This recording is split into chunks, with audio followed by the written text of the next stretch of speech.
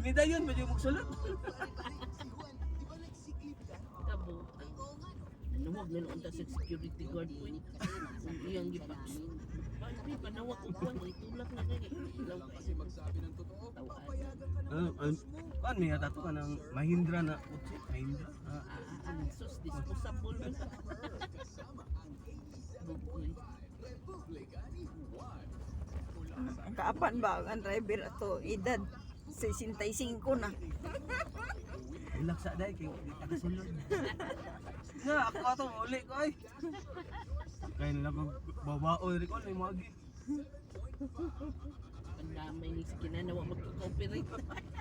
Kau ba rin Uy, gidaginot na lang to gawoy kay basig wa siya customer. kau ba rin sa nangulog sa downtown niya di wonder lang motor kapalpak. Kalog-kalog no? Suko ram di sila to na ma'am. Isugo lagi. Okay para ang issue ba makuha na ba ang issue ba?